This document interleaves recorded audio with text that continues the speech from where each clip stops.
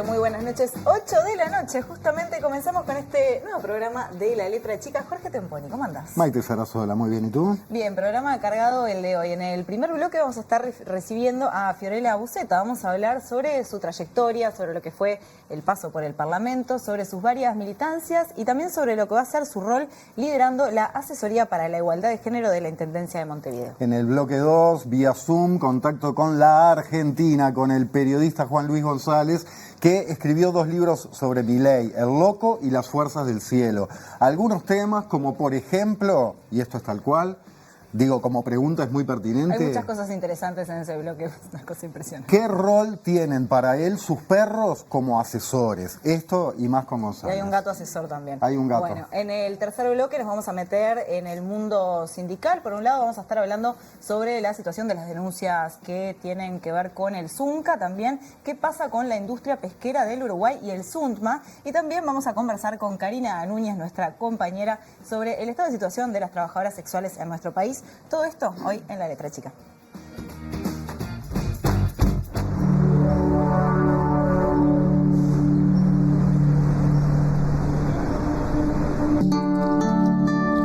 Las estadísticas dicen que las mujeres tenemos trabajos más precarios y que ganamos menos que los hombres. La desigualdad se origina en la división sexual del trabajo, o sea, lo que define, ¿no?, socialmente qué tareas les corresponde realizar al hombre y a la mujer.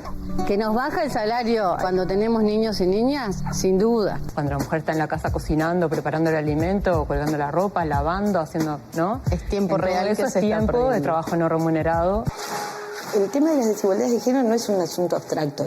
Se traduce y se expresa permanentemente en la vida cotidiana de las personas y muy en particular, por supuesto, en la vida cotidiana de las mujeres.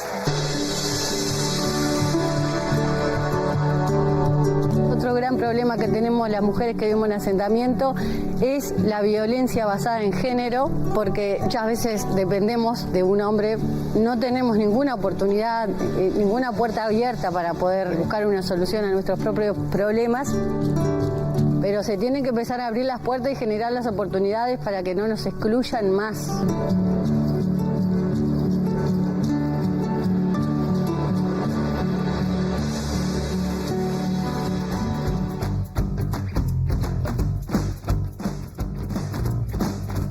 Bien, les recordamos que nos pueden escribir al WhatsApp al 092-374-089. Nos pueden mandar mensajes, comunicarse, contarnos sus opiniones y las vamos a estar pasando por abajo del zócalo durante el programa. Bien, nos metemos en cuestión para este bloque 1 y recordamos que el 12 de abril de 2004 la noticia de una niña baleada por un compañero en el liceo número 13 de Maroña llegó a todos los medios. Se trataba de Fiorella Buceta, que hoy tiene 33 años, es activista por los derechos de personas con discapacidad, feminista, y llegó al Parlamento como diputada suplente de Alejandro Zabala, de El Abrazo. Pero lo que nos convoca más estrictamente es que a partir del próximo 10 de julio será la directora de la División Asesoría para la Igualdad de Género de la Intendencia de Montevideo. Fiorella, bienvenida, ¿cómo estás? Bienvenida. Buenas noches, muchas gracias por la invitación. A vos. Fiorella, antes de irnos metiendo en lo que va a ser el trabajo que vas a hacer en la Intendencia, preguntarte un poco cómo fue que llegaste al terreno de la política. ¿En qué momento dijiste, bueno, me quiero meter acá puedo hacer un cambio? ¿Qué fue lo que te llevó a involucrarte? Fue un proceso, sin dudas. Yo tuve el accidente, como bien decían, en el año 2004. Ahí empecé a vincularme. Primero me concentré en mi rehabilitación, ¿verdad? En poder adaptarme a la silla de ruedas, a poder seguir adelante siendo usuaria de silla de ruedas. Luego me empecé a involucrar con colectivos que hacían deporte, de personas con discapacidad que hacían deporte, y poco a poco con otros colectivos que demandaban al Estado, ¿no?, a nuestro Estado, situaciones en las que las personas con discapacidad quedábamos alejadas de la vida realidad, de la realidad de las personas. Y ahí, bueno, del resto de las personas, ¿verdad? Y ahí empecé a estar con colectivos, con diferentes colectivos de la sociedad civil, donde veía que íbamos a golpearles a los políticos, ¿no? A las oficinas de los directores de los departamentos, a los ministros. Y bueno, y ahí poco a poco fui dándome cuenta que había que pasar de la queja a la propuesta, y eso fue como un cambio que me llevó una transición de mucho tiempo, de darme cuenta de que habíamos un montón de personas que nos quejábamos de las mismas cosas, pero que había que ser parte del sistema, ¿no? Estar por dentro para ser esas propuestas de las personas con discapacidad que sean reales y que se transformen la vida de la mayoría de las personas con discapacidad. Y así fue que llegué al Frente en Movimiento en primera instancia, un colectivo del Frente Amplio, y luego creamos y conformamos el Abrazo, de donde estoy participando hoy en día, y bueno, y ahí fue, así fue como llegué a la política. Tu historia es una historia de resiliencia y entiendo que tenés tatuada la palabra, Sí. además en el brazo derecho. Al día de hoy, ¿qué significa para vos la palabra y el concepto? Me la tatué en el año 2015, me llevó mucho tiempo, ¿no? Darme cuenta que en realidad lo que me estaba pasando a mí era una historia de resiliencia, o así por lo menos la interpretaba yo. Pero lo que significa la palabra resiliencia es poder transformar el dolor en algo positivo, ¿no? Y para mí, con los años, mi interpretación es haber podido transformar el dolor en acción, ¿no? Ese es como el camino que yo hice de mi vida, de lo que me pasó abruptamente, inesperadamente, siendo muy chica, además, ¿no? Y bueno, yo entiendo, es digno de un psicólogo esto, ¿no? Para analizar, entiendo que el dolor lo podemos transformar en algo positivo o en algo negativo, ¿no? O nos quedamos con ese dolor siendo parte de nuestra historia y nos quedamos en esa situación que nos pasó, o seguimos adelante, lo transformamos y buscamos la mejor salida para eso, y eso siento que es un poco lo que logré hacer con mucha ayuda, con un entorno familiar sosteniendo, con muchos amigos sosteniendo, habiendo estudiado. Lo primero que hice fue concentrarme en el estudio, ¿no? Hice 6 años de liceo, después estudié la facultad, no me recibí, porque empecé ahí a trabajar y a militar y dejé la carrera un poco de lado, un pendiente que tengo en la Facultad de Ciencias de la Comunicación. Así que, bueno, nada, ahí empecé a eso, transformar el dolor, me concentré y transformé el dolor, y hoy lo que busco con ese hecho en realidad también es esto, ¿no? Transformar lo que nos pasa en algo positivo y que se transforme también en que las políticas públicas lo tomen, ¿no? Lo vean, para transformarle la realidad a la gente. Así que bueno, es un poco el camino que busco, es a partir de mi experiencia y de conocer un montón de colectivos que son históricamente vulnerados, ponerlos en debate y llevarlos a las políticas públicas para transformarle la vida a esa gente, no solamente a las personas con discapacidad, sino a un montón de colectivos. Muy bien. Fiorella, ya vamos a seguir la entrevista, pero nos están diciendo que necesitamos hacer una paradita técnica. Exacto, una pausita. Una pequeña pausa. Nos esperan unos segunditos y ya venimos, por favor.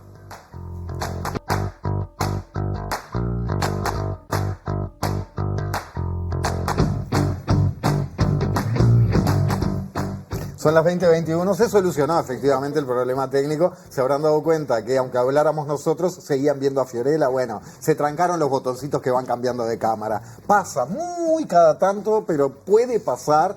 Solucionado, gracias. Muy bien, bueno, y seguimos conversando entonces con Fiorella Buceta. Recordamos que el jueves que viene va a estar asumiendo el liderazgo de la Asesoría para la Igualdad de Género de la Intendencia de Montevideo.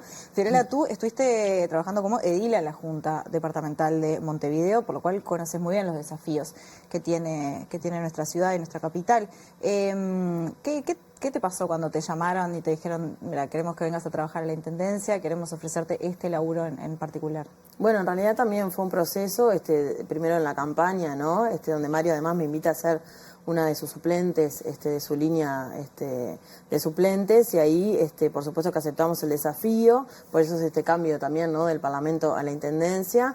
Y cuando estuvimos también conversando y me dijo, me gustaría que estés en la asesoría de género, para mí no me sorprendió, ¿no? No fue una sorpresa, sino que es algo natural también, porque así como soy una persona con discapacidad, también soy una mujer que vive la realidad, y que yo además vengo de integrar en la Junta Departamental la asesoría de género durante 5 años, estuve desde el inicio integrando esa comisión, y ahí conocí la realidad de la asesoría de género, ¿no? Tengo conocimiento de cómo funciona también en muchos aspectos por haber integrado la Comisión de Género en la Junta Departamental, y bueno, y también los desafíos, ¿no? Lo que se nos viene por delante. Y estoy además en plena transición con la asesoría de género, así que entendiendo un poco más cómo funciona cada programa, el dinero con el que contamos y bueno, y las proyecciones para adelante y los énfasis que también yo le quiero dar a este nuevo gobierno. Y vamos por ahí porque decías a La Diaria, en charla con La Diaria, que como futura directora de la Asesoría por la Igualdad de Género de la Intendencia ibas a enfocarte en trabajar con las mujeres más desprotegidas. Y podemos decir que son muchas las mujeres más desprotegidas y por distintas razones. ¿Por dónde te parece que habría que arrancar? Yo siempre en campaña y desde hace muchos años vengo hablando de los nadies, ¿no? Que son esas personas invisibilizadas, esas personas que están dentro de la invisibilidad de la invisibilidad. Y las mujeres muchas veces estamos en ese lugar. Las mujeres pobres están en ese lugar, las personas con discapacidad están en ese lugar, las mujeres en situación de calle están en ese lugar. Entonces yo creo que se transversaliza un poco todas las luchas de las que yo he venido hablando con mi rol actual, ¿no? Y de poder hacer foco en esas mujeres más desprotegidas, que tiene que ver con estas que mencioné, ¿no? Las mujeres que viven en asentamiento, como veíamos en la presentación que ustedes hicieron, las mujeres que están solas, jefas de hogar, y que son pobres, y que son afro, y que están en situación de discapacidad. Esas mujeres existen, están en nuestro país, y muchas veces están desprotegidas, y bueno, un poco poner el foco en esas realidades. Ayer se inauguraron 28 viviendas que la Asesoría de Género estuvo acompañando por parte de la Intendencia, se entregó el terreno, los fondos para la construcción, y también con FUCBAN se hizo un acuerdo para capacitarlas a las mujeres, y la mayoría eran jefas de hogar. Bueno, ese es mi énfasis, ¿no? Esa línea de trabajo que viene realizando la Intendencia de Montevideo es a donde yo quiero apuntar, a mujeres jefas de hogar que están solas, mujeres afro, mujeres trans, mujeres expresas, ¿verdad? Que cada vez hay más. Mujeres en situación de calle, bueno, esas mujeres que además crían a sus hijos en las cárceles. La Asesoría de Género ha trabajado una línea, sobre todo lo que tiene que ver con el acceso a los productos de la menstruación, con las mujeres privadas de libertad. Bueno, podemos trabajar en otras áreas, en cómo egresan de la cárcel esas mujeres. La Asesoría de Género además viene trabajando todos los tipos de violencia que recomienda la ley, ¿no? Que establece la ley, que en Mujeres, por ejemplo, trabaja solamente la violencia con parejas y exparejas. Entonces, ha sido pionera la Intendencia de Montevideo en temas de género desde el año 91, desde los gobiernos del Frente Amplio, en trabajar todos los tipos de violencia y se siguen aumentando, ¿no? Ahora hay un servicio a mujeres en situación de discapacidad, hay un servicio a varones. Bueno, todo eso yo creo que hay que sostenerlo sin duda porque viene haciendo un trabajo enorme en todo el territorio de Montevideo, pero quiero enfatizar en algunas realidades que por lo menos son las que me desvelan más. No quiere decir que no vayamos a trabajar todas las demás, ¿no? Los programas son para todas las mujeres a partir de los 15 años, pero sí quiero hacer foco en algunas realidades que si no hacemos foco quedan invisibilizadas. ¿Cómo trabaja la Intendencia con el tema de vivienda, esto que comentabas, por ejemplo? Bueno, esto que te comento, en realidad hay una parte de tierras y hábitat donde se otorga muchas veces los predios para las cooperativas, para la construcción de las cooperativas, y este programa que yo mencionaba recién, se llama Programa Convive, fue la primera experiencia que además la construcción se hizo en 18 meses, tiempo récord para lo que implica una cooperativa. Totalmente. Que siempre lleva mucho más tiempo, ¿no? 7, 8, 10 años incluso. Bueno, creo que tenemos que hacer énfasis y es una línea de trabajo súper interesante porque el acceso a la vivienda es uno de los problemas que tienen las mujeres para poder salir de las situaciones de violencia, ¿no? Entonces, bueno, es uno de los énfasis que me gustaría trabajar. La Intendencia tiene una cartera de tierras que una de las primeras reuniones que le voy a pedir es a la directora de Tierras y Hábitat para poder juntarme con ella y pensar juntas con el enfoque de género. Dale, Sí. dale. No, que en cuanto a mujeres en situación de calle que mencionabas también, uno suele asociarlo más con el MIDES, con el trabajo del MIDES. ¿Qué se puede hacer desde la Intendencia? Bueno, esto que les digo, ¿no? Quizás podemos pensar en alguna cooperativa, ya hay algunas experiencias, el MIDES tiene algunas experiencias con personas en situación de calle que acceden a la vivienda propia. Bueno, poder poner a disposición elementos de la Intendencia como lugares para que habiten las personas en situación de calle y hacer más fácil esos trámites y también el acceso a los terrenos, ¿no? Específicamente, y la posibilidad de construcción. En realidad el diseño, yo creo que hay que armar una mesa interinstitucional para pensar desde el Ministerio de Vivienda, desde la Agencia Nacional de Vivienda, desde la Intendencia de Montevideo y aunar las fuerzas para que esto que sucedió con esta primera experiencia del programa Convive sea efectivo, sea en tiempo récord, porque las personas no pueden esperar 7, 8, 10 años. Quizás si vos tenés un trabajo, podés ir alquilando e ir construyendo tu vivienda. Pero si vos no tenés esa base, ese techo, ¿no? En realidad ese piso, debí decir, de tener un trabajo e ir construyendo tu vivienda, bueno, el Estado tiene que ser escudo y poder acompañar esas trayectorias de vida para transformarlas. ¿Cómo es el laburo a la interna de la Intendencia en lo que refiere a género? Porque son un montón de áreas y de divisiones que tiene. ¿Cómo se desarrolla eso? Bueno, a la interna de la Intendencia, ¿me Sí. preguntás? Bueno, a la interna de la Intendencia hoy tenemos referentas en casi todos los departamentos y unidades que trabajan específicamente el tema de género. Quizás debería contarles que en el año 91 empezó una Secretaría de Género a funcionar en la órbita de la Intendencia de Montevideo. Eso se fue transformando a lo largo de los años hasta convertirse en división, lo cual la jerarquizó a la asesoría de género dentro de la Intendencia y la hizo dependiente de la Secretaría General. Lo que posibilitó que al estar en la Secretaría General se transversalizara la política de género en toda la Intendencia de Montevideo. Y ese trabajo es enorme en el área de movilidad, en el área de espacios públicos, ¿no? Desarrollo urbano, en el área de salud. Hoy hay mujeres y hombres también que están trabajando en los proyectos de sus departamentos con la perspectiva de género. Y eso ha logrado transversalizar la perspectiva de género en toda la Intendencia, que es un énfasis que yo quiero hacer. Tuvimos esta semana capacitaciones, un curso de inducción de 3 días en la Intendencia, donde una de las cosas cuando llegó el bloque de género yo manifesté era que lo primero que voy a hacer es pedirle reuniones a todos los directores de todos los departamentos y de todas las divisiones para proponerles metas específicas para avanzar a la interna y para afuera en la perspectiva de género. ¿Y cuál es la importancia de que se implementen políticas con mirada de género y con una perspectiva de género? Y bueno, transformar nuestra realidad, ¿no? Transformar la vida de las mujeres, la violencia que vivimos y transformar el machismo, que es, en última instancia, lo que queremos es transformar las sinergias de poder que hay en nuestra sociedad, ¿no? Las mujeres estamos más empobrecidas, accedemos a menos lugares jerárquicos, no accedemos a los mismos lugares de trabajo, no accedemos a la vivienda, estamos abocadas a los cuidados de nuestros familiares, nuestros hijos, hijas, y también de nuestras madres, nuestras tías, nuestras abuelas, ¿no? Si pensamos en los cuidados, en la globalidad de esos cuidados, y eso no nos permite trabajar de la misma manera, acceder a la misma remuneración.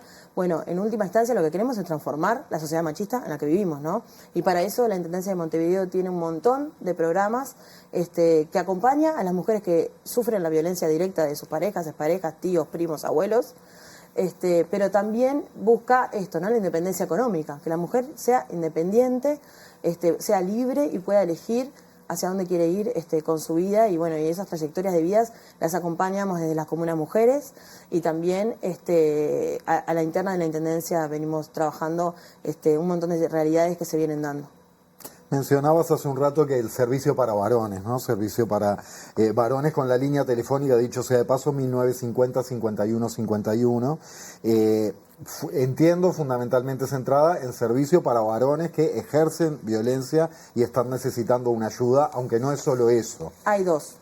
Diga. Hay dos. Una es esta que decís vos, que es la línea para varones que ejercen violencia y quieren asesorarse, quieren tener un seguimiento a lo que está sucediendo. Eso en el 2024 hubo 102 llamadas a la Intendencia y consultas de varones que ejercen violencia, y hay otra que es de consulta y asesoramiento en general, que incluso ahí llaman mujeres consultando cómo pueden asesorarse los varones, ¿no? Así que son dos líneas bien diferenciadas. La que llamás, perdona, la que le decís en general, es en general para temas de varones, sí, digamos, exactamente, que puedan tener que ver con la Intendencia. Para masculinidades. Masculinidades. Se trabaja masculinidades, diferentes situaciones que se abordan ahí, incluso llegan consultas de todo tipo, ¿no? De la tenencia compartida, de un montón de cosas que llegan, que tiene que ver no solamente con el que ejerce violencia, sino con asesoramiento en general. Bien, más de 100 consultas decís que tuvieron en el... En la del servicio de que ejercen, estoy en transición y me estoy queriendo acordar de todos los números, me estoy haciendo un esfuerzo enorme porque lo vengo leyendo. No te estamos tomando examen igual. 102 en el que ejerce violencia y más de 350 en la otra de consultas en general. Entiendo que siendo algo nuevo es algo positivo y que se piensa continuar. Por supuesto, es una línea que queremos trabajar desde la asesoría porque vemos que en realidad la demanda está. Tenemos que poner el servicio a disposición y atender esas realidades. A ver, cada vez que viene un caso implica un tiempo, ¿no? No es que llega el caso, se le da un número de teléfono, se le deriva, hay un acompañamiento y un asesoramiento, y dependiendo de la complejidad del caso también. Muchas veces esas cosas se derivan, o hay cosas que no son departamentales sino nacionales, pero nosotros hacemos un seguimiento, las contactamos con el gobierno nacional, ponemos toda la red a disposición. Y eso implica mucho tiempo y las demandas, cada caso puede ser mucho tiempo dentro de la asesoría, donde nuestras compañeras y compañeros, porque también tenemos compañeros varones en la asesoría, despliegan toda su capacidad y su conocimiento y su formación en poner al servicio bueno, hay casos muy urgentes, ¿no?, que implican que la mujer salga de su domicilio y ahí necesariamente tenemos que coordinar con el gobierno nacional para encontrar un hogar para esa mujer que está sufriendo violencia y puede ser víctima de un femicidio o lo que sea. Y hay otros que son de asesoramiento y seguimiento para salir de esas realidades, otras que tienen que ver con el fortalecimiento económico, ¿no?, de poder salir, darle herramientas a las mujeres en relación a su formación y a acceder a un trabajo que las permita salir de la realidad de la violencia. Se trabaja en diferentes áreas, que la verdad que es enorme el trabajo que hace la asesoría. Fiorella, en los últimos años la Intendencia amplió diversos servicios que tienen que ver con la atención que se brinda a víctimas de violencia. Una de esas ampliaciones fue extender la edad, ¿no?, de 15 a 18 también. ¿Cuál es la importancia de brindar la atención a las adolescentes? Bueno, lo que me viene transmitiendo la directora interina actual, porque yo le vengo consultando, ¿no?, cuáles son las demandas que tenemos, y una de las demandas tiene que ver con esto, con los jóvenes y con las jóvenes que tienen violencias en los noviazgos, que están expuestas en el carnaval, que la Intendencia de Montevideo además tiene toda una línea de trabajo en relación al carnaval, y bueno, y ahí tenemos muchos adolescentes que vienen consultando también, y que fue también, está siendo pionera la Intendencia en trabajar con adolescentes específicamente, que muchas veces se dan las violencias en los noviazgos o en la calle, en los espacios públicos. Bueno, venimos acompañando también esos procesos, y para que las mujeres también se enteren de que hay un servicio, las adolescentes se enteren de que hay un servicio y hay un lugar de acompañamiento a las diferentes situaciones de violencia que pueden vivir. Para cerrar, Fiorella, evidentemente, como decías, atraviesa toda la Intendencia el enfoque de género, por lo cual el laburo de la asesoría es amplísimo, algo que en esta breve conversación no haya entrado y quisieras destacar como muy importante y no quisieras que no quede dicho. Importante es no retroceder, ¿no? Las mujeres, cuando logramos los derechos, y Mario está muy comprometido, de hecho el gabinete paritario que hizo lo demuestra, ¿no? Hay 9 mujeres y 7 varones integrando las direcciones de los departamentos y las divisiones. Su perspectiva es de seguir con el compromiso con la perspectiva de género, y es en seguir avanzando, ¿no? En que lo que tenemos establecerlo, continuarlo y en seguir avanzando. ¿Qué más? ¿Hacia dónde vamos en la perspectiva de género? Y el primer, entiendo yo que el primer desafío es en el presupuesto que vamos a presentar el año que viene a la Junta Departamental de Montevideo, en que todo el presupuesto esté con la perspectiva de género cuando llegue a la Junta Departamental, así que ahí también tenemos un trabajo de ver todas las áreas y enfocar en esto de la perspectiva de género. Éxitos a partir del jueves, entonces. Bueno, Muchísimas gracias por la invitación. Gracias por estar. Salimos de estudio, Jorge Temponini. Y nos vamos a un móvil con una vieja conocida y vieja amiga. Vieja en el sentido de que hace tiempo que la conocemos y hace tiempo que es amiga. Se trata de Karina Núñez, pero vamos para que la presente con nuestra compañera Sofía Adri. Sofía, adelante, ¿en qué andás? Hola compañeros, ¿cómo están? Sí, les cuento que vamos a estar hablando con Karina Núñez porque el día viernes fue el Día Nacional de la Trabajadora Sexual y por ese motivo se convocó a una movilización ese mismo día en la Plaza Libertad. Así que bueno, Karina, muchas gracias por hablar con nosotros.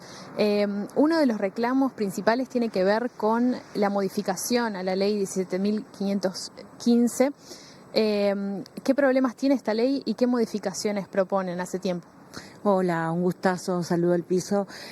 Nosotros de hace 7 años que ya venimos con esta solicitud de modificar la ley acorde a las necesidades que planteamos desde quienes ejercemos el trabajo sexual. No es el primer año, ya va por el 7º, cuando una ley que tiene 23 años de promulgada y que no tiene la única reglamentación que dice que el Ministerio de Salud Pública nos tiene que cuidar sanitariamente y que el Ministerio del Interior empleador debe de cuidarnos en cuestiones de vestimenta, de saber todo dónde nos movemos en el país, cómo nos movilizamos, tener acceso a todos nuestros datos de bases personales. La verdad que si es un trabajo, tendría que estar regulado por el Ministerio de Trabajo con una reglamentación sobre derechos laborales, ¿no? Si es un trabajo, deberíamos de poder tener una carátula propia para aportantes en el Ministerio, en el Banco de Previsión Social, con el cual poder aportar acorde a nuestra labor. Y no como ahora que no todas las compañeras de 55 años pueden pagar 2.500 pesos de aporte al BPS. Y cuando en realidad, si recibieran la información que tienen que recibir, podrían hacerlo perfectamente en los primeros 15, 20 primeros años de vida, pero eso no pasa. Si bien la ley dice que tiene que haber campañas de concientización y de información hacia las trabajadoras sexuales, nunca se ha hecho una en este país. Y las campañas y los apoyos que se han logrado han sido de formas individuales o de proyectos individuales que han tenido que ver con las universidades, como la Universidad de la República, la Universidad Católica del Uruguay, pero desde el Estado, como política de Estado hacia los derechos de las trabajadoras, no. Tenemos confianza en que esta vuelta, en abril, la comisionada para los derechos de las trabajadoras sexuales envió un informe con 8 conclusiones claves. Esperemos que algunas de esas conclusiones las puedan llevar adelante en este periodo, pero también decir que en el programa de gobierno del Frente Amplio, en el capítulo 4, se dice que se crean herramientas con y para las trabajadoras sexuales para llegar a la autonomía económica, porque en realidad el mayor de los problemas que tenemos es que quienes tenemos que estar relegadas a trabajar en espacios que pertenecen a dueños de los locales, no tenemos la autonomía económica, no tenemos la autonomía de movilizarte. Si vos faltás, tenés que pagarles multa, y si vas al interior del país es mucho peor aún. Por ejemplo, si estás embarazada y querés hacer, y sos puérpera, no podés hacer puerperio. Por más de 3 días, después de los 3 días tenés que pagar multa. Y el otro día, cuando hicimos la declaración, me llegaron 14 mensajes de 9 departamentos diferentes, con algunos de ellos con fotos de lugares y de whiskerías in situ. A 2 de las compañeras le pedí, ¿podemos hacer una videollamada? Porque yo no puedo creer que la Intendencia te tenga habilitado un lugar para trabajo así. No lo tiene habilitado, ¿no? Pero ellos saben que existe. Sí. Mencionabas esto de la diferencia entre el interior y Montevideo. ¿Puedes ahondar en este tema?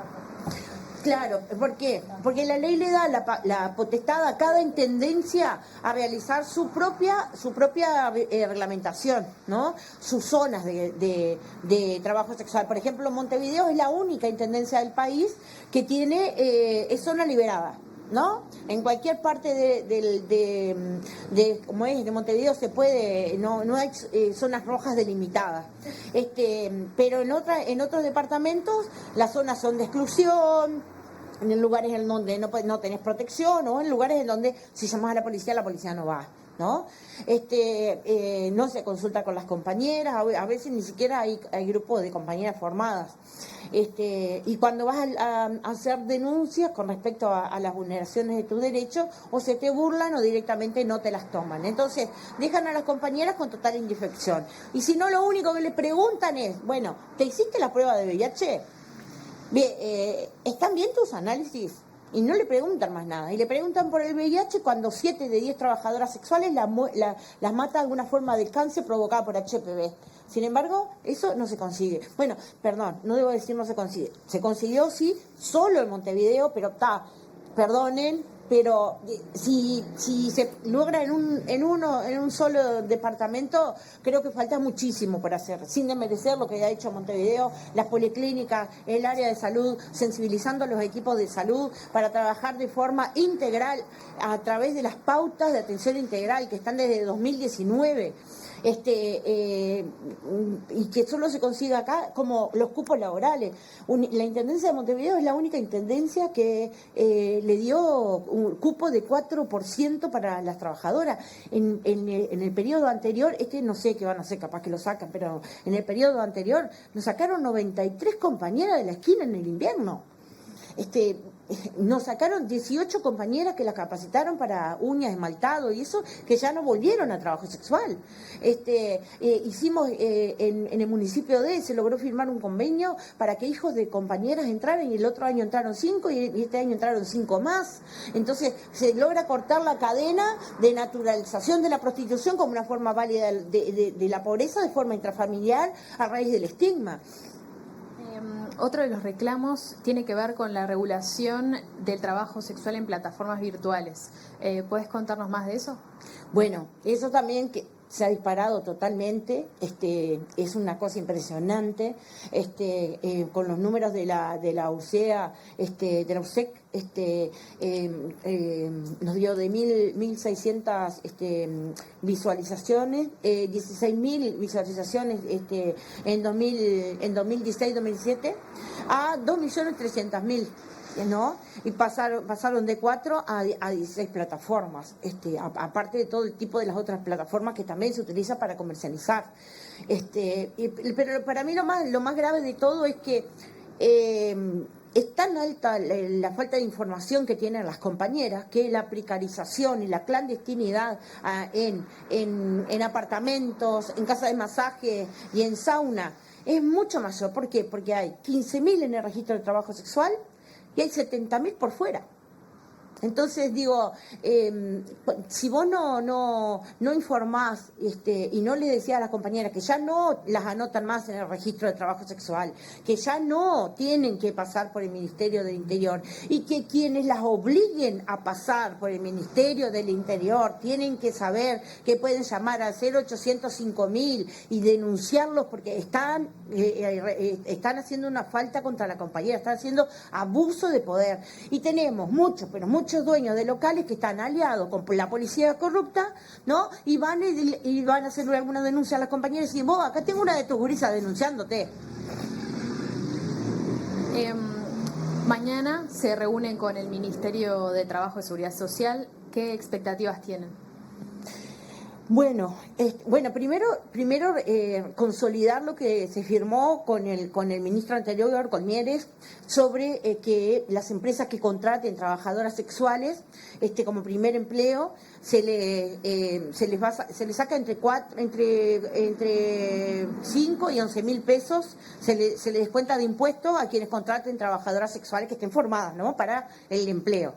Que eso se continúe, pero a su vez la subdirectora de la Dirección de Inspección nos invitó a crear una mesa para crear una guía de condiciones y medio ambiente de trabajo sexual.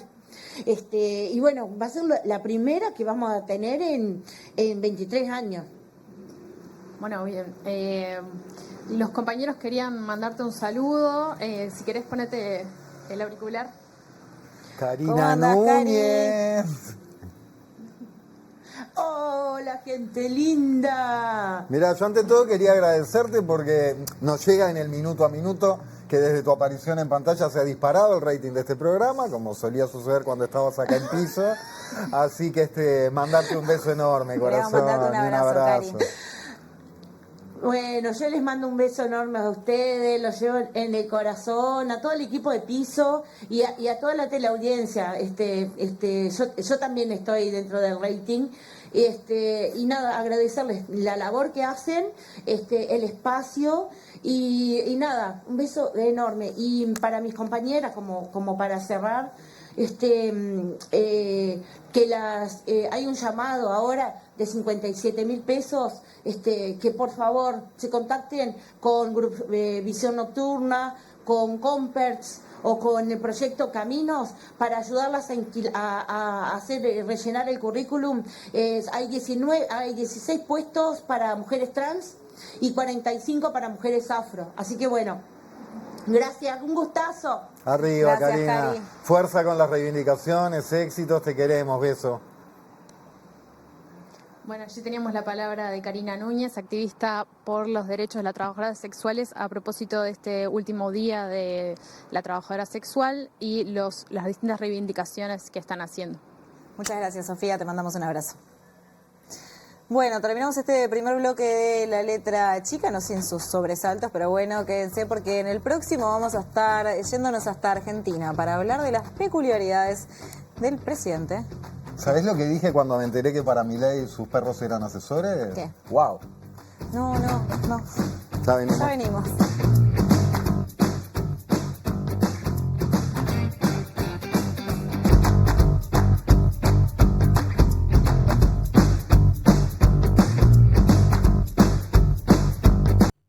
Presenta Casmu. Afiliate llamando al 1444 o en casmu.com.uy. Casmu, nos une la vida. Como adelantábamos, hablaremos en este bloque sobre el presidente argentino Javier Milei y ciertas relaciones que dice él tener con fuerzas sobrenaturales. Esto estalla. No sé cuándo, porque el tiempo es del creador, pero esto estalla. ¿Y sabe qué es lo más interesante?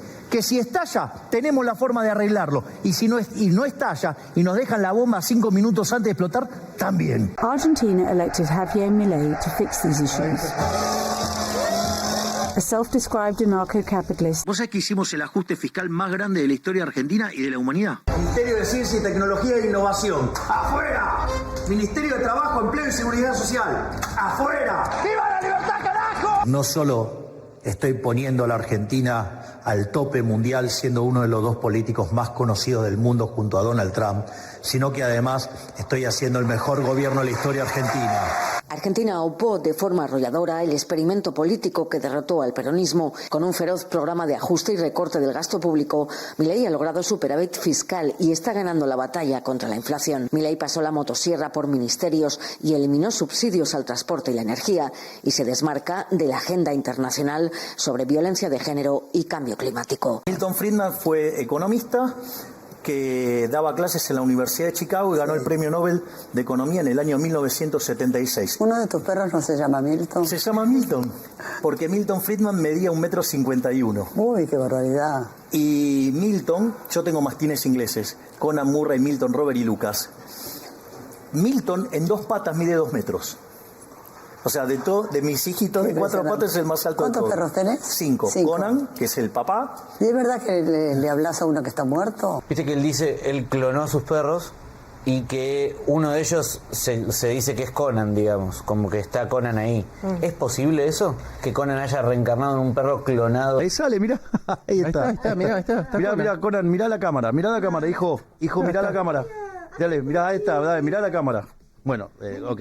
Ahí está, Yo creo que demuestra que la locura acerca al poder, no aleja. Si encima vos pensás que tenés el destino místico de ser presidente y pipipi, tenés que estar un poco loco.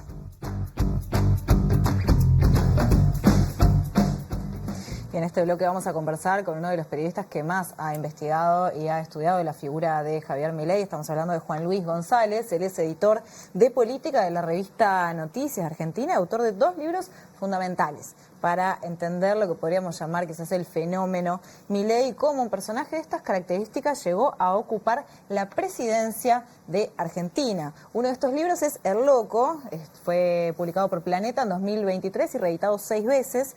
El más reciente se titula Las Fuerzas del Cielo, también es de Planeta. Ambos están disponibles acá en Uruguay para comprarlos. Y no son ficciones, sino que se trata de trabajos que nacen de muchos estudios y muchas horas que le ha dedicado justamente Juan Luis a entender la figura de Milei. De hecho, El Loco es la primera biografía sobre Javier Milei y Las Fuerzas del Cielo, una investigación periodística sobre el tema que el título indica. Juan Luis González, buenas noches, gracias por recibir este contacto. ¿Cómo estás? Buenas, ¿cómo andás? Buenas, ¿cómo te va? Un saludo desde Buenos Aires. Bueno, en el último libro aclara con esta idea de, parece una ficción, pero esto es completamente real. Podría serlo, ¿no? Involucra perros clonados, perro vivo, perros muertos, brujos, a Medium, recién escuchamos hacer a Melamed, Fuerzas del Cielo, bueno, Destino Manifiesto, vidas pasadas, vidas paralelas. podría ser una ciencia ficción, pero bueno, es la Argentina de Javier Milei la que nos encontramos.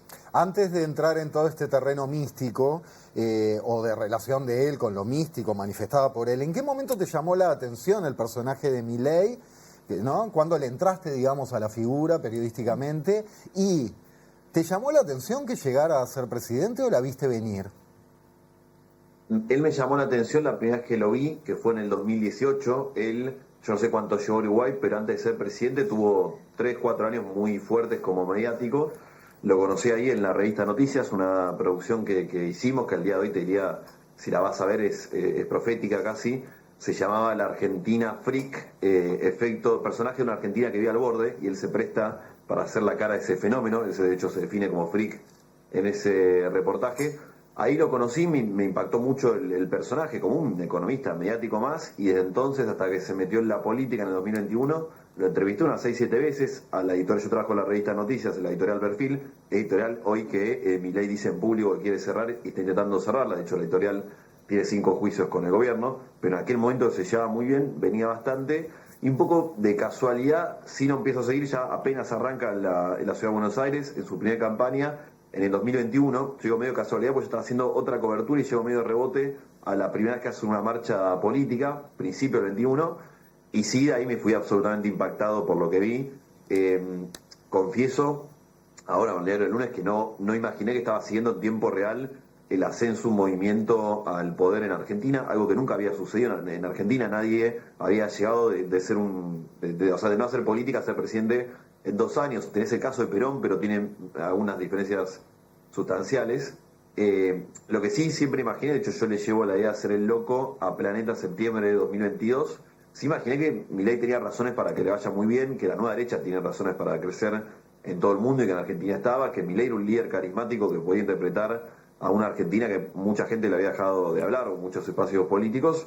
Dicho eso, y acá una de las sorpresas que en un punto a mí me lleva a escribir el segundo, es que muchas cosas que yo imaginé que en el momento de la decisión final, en el balotaje, iban a jugar en contra, siendo de ellas la más clara la inestabilidad de Milei, que la lleva a flor de piel. Si él ponía las imágenes de Milei con la motosierra, y no hay que ser un especialista del tema para darte cuenta que hay algo que por lo menos se suele ir de lo que uno espera o imaginaba en algún otro momento de un político. Bueno, todo eso le termina jugando a favor a Milei, y en parte lo que lo hace ganar es lo que a mí me había despertado un poco la atención para escribir el primer y el segundo libro, ¿no? De esta idea de terminar con todo, y la motosierra termina siendo, y la violencia de Milei termina siendo un activo de él para llegar a presidente. Juan, hablemos un poco sobre este personaje de Javier Milei. ¿Cómo es que se comienza a gestar? ¿Qué fue lo que pasó en su infancia? Justamente el libro comienza con el relato, ¿no? Una suerte de despertar espiritual que él tiene. Era un niño, vivía en el seno de una familia donde se ejercía la violencia. ¿Cómo fue ese primer contacto, según él, con esta cuestión más esotérica, más de otros mundos, si se quiere? Yo siempre digo que ningún pibe nace Javier Milei, ningún chico nace Javier Milei. El Milei que vemos hoy, que invita a odiar, literalmente, que invita a la violencia y que saca pecho, y lo cito todo textual, presidente, saca pecho de ser cruel contra algunas minorías, es el producto de esos años tan complejos y difíciles y violentos que tuvo Milei, pero de una manera muy bestial y muy atroz, porque en la casa el padre lo golpeaba salvajemente a lo largo de toda su infancia, después eso se transformó en humillación psicológica. La madre era cómplice de esa violencia, porque hay algunos episodios realmente muy crudos. En el colegio le hacían bullying, y imagínate, el colegio estaba a 2 cuadras de la casa, entonces él salía de la casa donde le pegaban, y al colegio le hacían bullying, donde también le pegaban, volvían, en ambos le decía que era un loco, una palabra que él lo persigue a lo largo de toda su vida. Tuvo su primer amigo a los 35 años, su primer pareja a los 47, con Conan, al que vimos recién, al menos la versión clonada de él. Con el original pasó 13 navidades y 13 años nuevos encerrado solo, tomando champán con un vaso para el perro y otro para él, y realmente fue absolutamente complejo. De hecho, muchas cosas que hablamos de Milei, la inestabilidad, el misticismo, la manera que tiene de gobernar, yo creo que son la aparición en superficie del rasgo que lo define a él, que lo acompañó a lo largo de toda la vida, que es una soledad absoluta y muy profunda, que hoy, además al ser presidente, lo podemos ver porque el registro de visitas a la Quinta de Olivo, donde él vive, es público, y vos lo ves que es una persona que vive completamente aislada. Bueno, mucho de eso lo forjó a Milei. La primera vez que él aparece, un episodio místico, es en el 82, que es un año central. Él muchas de estas cosas que estoy contando, Milei fue muy generoso con su vida en un punto, y cuando era mediático contaba muchas de estas cosas. Las palizas del padre es una. En el 82 hay varios episodios muy complejos en la vida de Milei. Uno es este, que cuando lo está golpeando el padre a los 11 años, se aparece Karina Milei, la hermana, hoy la persona más poderosa del gobierno, diría más que Javier Milei, que es 2 años menor, y se interpone para defenderlo a él y al padre, y Milei ve algo que nunca le había sucedido hasta ese momento, que después él lo termina reinterpretando con el paso de los años y la profundización en el mundo esotérico, que es que aparece un rayo de luz que baja del techo y se posa sobre la hermana. Cuando él habla de la fuerza del cielo, cuando él habla en general es absolutamente literal. Bueno, en este caso también, cuando él habla de la fuerza del cielo, habla literalmente de esas fuerzas que lo conectan a él con lo divino, que desde entonces, bueno, lo acompaña, o al menos eso está convencido él. Tanto como cuando hablamos de esto, como cuando hablamos de Conan y los perros, estamos hablando de algo mucho más profundo, que es cómo este presidente se maneja, cómo piensa, cómo se mueve, cómo toma decisiones, quiénes son los que lo rodean, que también están profundamente imbuidos en una búsqueda mística, cómo es el relato ordenador del gobierno hacia adentro y hacia afuera. Milei presenta su gobierno, ayer no habrá llegado, pero ayer inauguró un templo evangélico, el más grande de Argentina, con algunas escenas muy impactantes, ¿no? De personas que tenían una especie de, no sé cómo llamarlo, shock con este momento, con el pastor, típica escena evangélica, pero con el presidente al lado. Bueno, esto él lo dice de manera literal. Entonces, cuando él habla de fuerza del cielo, está siendo literal, y cuando habla de su gobierno como la pelea del bien contra el mal, también es literal. Esto nos podemos llegar a través de eso, a través de los perros, misticismo, de este episodio de los 11 años, pero nos hablan de una realidad mucho más profunda. Bueno, hablando de profunda, daría para profundizar en cada uno de estos puntos o anécdotas que vas planteando para charlar horas. Quien quiera tiene ahí el libro Las Fuerzas del Cielo y Antes el Loco, como decíamos. ¿Quién es Gustavo el hechicero y cómo influye en Milei? Gustavo es el primer Sherpa de Milei en el mundo esotérico. Aparece en el 2017 cuando Conan, el perro de Milei, el original, estaba muriendo, lo acompaña a lo largo de todo ese proceso, lo acompaña a tirar las cenizas de Conan al Mar del Plata.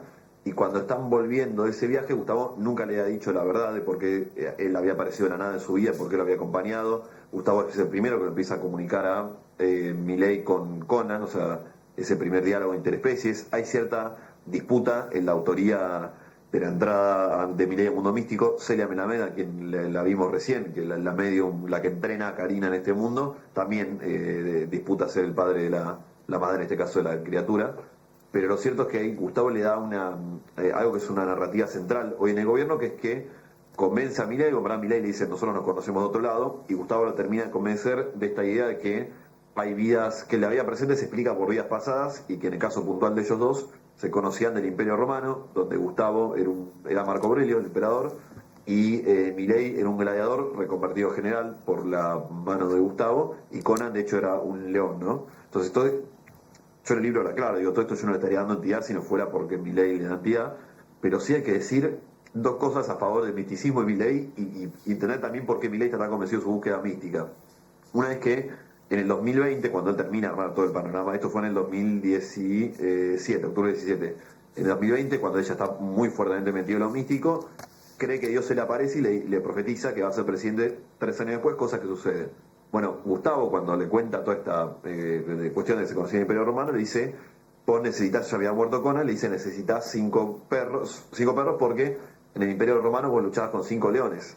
Corte A, yo entrevisto a Raymond Gillespie, si no me confundo el apellido, el dueño de Perpetuate, la empresa de Estados Unidos, donde Milei clona a Conan, y el tipo me dice, es la tercera vez en 30 años haciendo esto que veo que salen 5 clones del mismo embrión. Por lo cual, Milei con toda lógica podría decirme, y lógica no le digo que casualmente la palabra, mira, la realidad confirma mi búsqueda, mi viaje místico, ¿no?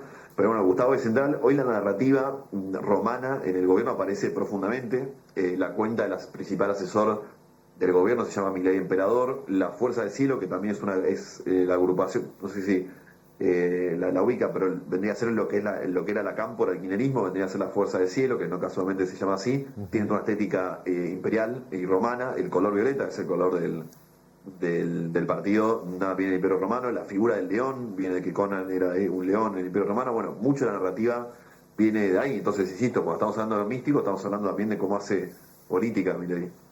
Juan, mencionaste hace un ratito la figura de la hermana de Javier Milei, Karina. De hecho, dijiste que incluso quizás sea hasta más poderosa que el presidente mismo. Hablemos un poco sobre cuál es la figura de Karina, cuál es el vínculo que tiene con Milei y cómo vive también toda esta cuestión esotérica y este mensaje mesiánico que manifiestan desde el gobierno. ¿Cómo acompaña todo esto? Para entender la figura de Karina, te diría, vamos a la cocina esta que estábamos hablando recién, donde ella la salva del padre. Karina es la contención emocional y espiritual y terapéutica que tuvo Milei a lo largo de sus 50 años de vida. Es la única persona que estuvo ahí a lo largo de tantos años. Ocupa esa dimensión, ocupa una dimensión práctica también. Hay muchas cosas que hace un adulto promedio, que en el caso de Javier Milei se las hacía la hermana, desde llevarle la comida todos los días a cortarle la comida. Incluso cuenta Victoria Massi, que hizo un muy buen libro de Karina, una biografía, cuenta que le cortaba la comida del plato a un Javier Milei adulto, le manejaba la agenda. O sea, hay un rol ahí de contención práctica y también emocional que me da a mí la pauta de que Javier Milei no es que no podría ser presidente un día sin Karina, sino no podría vivir un día sin Karina Milei. Además de esto está el capítulo místico. Yo en el libro revelo el currículum esotérico de Karina Milei. O sea, si vos, antes que ella fuera secretaria general antes de meterse en la política, la querías contratar, digamos, como terapeuta holística, como se definía, tenías las habilidades de ella. Una es la canalización angelical, o sea, literalmente la capacidad de conectar con Dios o con los ángeles. Esto explica por qué Milei, otra cosa que ha dicho en público y más de una ocasión, y en privado es aún más crudo, cree que ella es la reencarnación de Moisés, cosa que, insisto, ha dicho. Por esto él le dice el jefe, y una dimensión de esa relación está profundamente cortada por el hecho de que ella es la que ocupa el lugar más importante en esta especie de santísima trinidad espiritual. Esto traducido a la realidad significa que ella es la persona más importante del gobierno. Los senadores, los ministros, los gobernantes, cuando quieren saber si una decisión va a prosperar o no, la miran a Karina Milei, no lo miran a Javier Milei, no lo miran a Santiago Caputo. Esto se nota incluso de lo estético. El domingo pasado Milei llevó a Conan 2, veíamos recién a Conan, en esa nota, y todo, incluso en lo gestual se nota que ella es la que manda, la que tiene el mando de la situación. Y bueno, es parte de esta dinámica de muy compleja y novedosa, medio monárquica, ¿no? Unos hermanos feudales que comparten sangre con un designio divino, que están gobernando Argentina hoy. Esto es una cosa muy singular en ese sentido, pero ella es la presidenta de Argentina. Juan, y el vínculo con el empresariado entonces también es ella que lo lidera, me imagino. No diría lo lidera, son ambos muy particulares y todo el gobierno es muy particular, entonces la relación está absolutamente... No es una relación típica de un gobierno que suele recibir muchos empresarios o gobernadores, es bastante seco en ese sentido, pero cuando hay alguna reunión de ese estilo, alguna decisión que tomar, está Karina Milei. Ahí hay que sumarle otra dimensión de la personalidad de ambos, que está en este mundo donde hay inestabilidad, donde hay misticismo, que es una profundísima paranoia, inseguridad y miedo con la gente de la rodea. Entonces hay muchas cosas donde no delega Karina Milei, así se mete en líos. El escándalo Libra, esta criptomoneda falsa que promocionaron, que le hizo perder plata a muchísima gente en 14 de febrero. Karina tiene todos los dedos pegados en esta situación. Ella tiene... A diferencia de Milei, que solamente tiene una búsqueda espiritual y que el motor que lo mueve es esa búsqueda de quedar en la historia en la que quedó Moisés, Karina tiene una búsqueda absoluta de poder y material y de dinero. Yo en los dos libros narro, en el trabajo, en las noticias, vengo narrando las enormes irregularidades que hay acerca de la plata de los Milei, en especial de Karina Milei, y ahí hay una dimensión que a Javier al hermano se le escapa, pero que en algún momento en el futuro va a tener consecuencias judiciales sin lugar a dudas. Karina ha dejado pegados los dedos en venta de candidaturas, en tarifa de encuentro con el hermano, en el escándalo de Libra y muchas otras cosas más que sabremos con el tiempo. Estamos charlando con el periodista argentino Juan Luis González. Juan Luis, llegamos al capítulo de los perros asesores. Vos en tu libro detallás y documentás que Milei juega todas las mañanas con un perro que no existe y le adjudica un rol a cada uno de sus canes. Tiene como una especie de gabinetes de perros, de los perros clonados, a los que les pide consejo. Con uno habla de filosofía, otro le habla del futuro. Con Conan, el clon de Conan, que también se llama Conan, arma estrategias generales. Otro ahora le abre un canal de luz con el 1 Y además, como postdata, Baco, el gato de Diego Giacomini, economista y ex amigo de Milei, dicen que sabe de teoría monetaria. ¿Qué es todo esto? Es Milei, ahí digamos no hay lugar a segundas interpretaciones, porque esto que está leyendo es el propio Milei que se lo contaba a su amigo, y están los documentos, están las pruebas, digamos, que es algo, su amigo era Mariano Fernández, que es algo que Milei le ha contado a mucha gente. Después él, como dice, eso estoy loco pero no boludo, entonces sabe dónde poner el freno. O sea, declaraciones de este estilo ha tenido en público varias. Ha dicho en público que le pasa, y lo voy a citar textual a Javier Milei, ya siendo político, que le pasaron cosas que la ciencia no puede explicar, que tiene las pruebas de que el uno existe, que Conan Milei, el perro, lo aventuró a lo imposible y más allá también. Bueno, eso es en público, imagínate en privado, este es Milei en privado. Insisto, acá estamos hablando de los perros, pero estamos hablando de algo mucho más profundo, que es el peso del esoterismo y el misticismo atrás. Milei, como acabamos de escuchar, está profundamente convencido de que sus perros tienen habilidades sobrenaturales. En esto que Milei es literal y es muy honesto con lo que dice y piensa. Antes pasaban a Mirta Legrand, que le preguntaba si habla con un perro muerto.